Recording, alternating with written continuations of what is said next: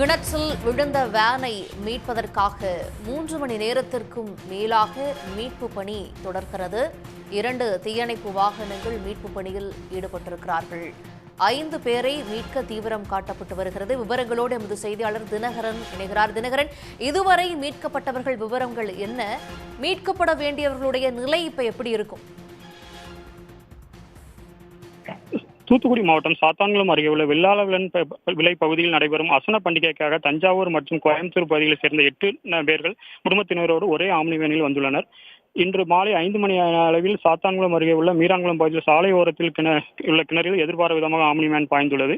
இதில் 3 பேர் நீந்தி வெளியே வந்துள்ளனர். மீது 5 பேரை மீட்கும் நடவடிக்கைகள் சுமார் 3 மணி நேரமாக தொடர்ந்து நடைபெற்று வருகிறது. இதற்காக 3 தீயணைப்பு வாகனங்களும் 2 ஜேசிபி இயந்திரம் மற்றும் 1 கிரெயின் தற்போது வந்து மீட்பு நடவடிக்கைகளை மேற்கொண்டு வருகின்றனர்.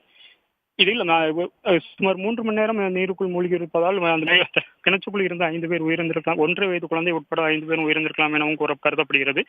எனினும் மீட்பு நடவடிக்கைக்காக 3க்கும் மேற்பட்ட ஆம்புலன்ஸ் வாகனங்கள் நிறுத்தி வைக்கப்பட்டுள்ளது.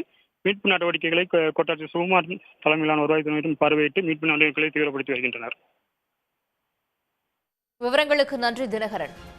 உடனுக்குடன் செய்திகளை தெரிந்து கொள்ள சன் நியூஸ் பெல் ஐகானை கிளிக் பண்ணுங்க.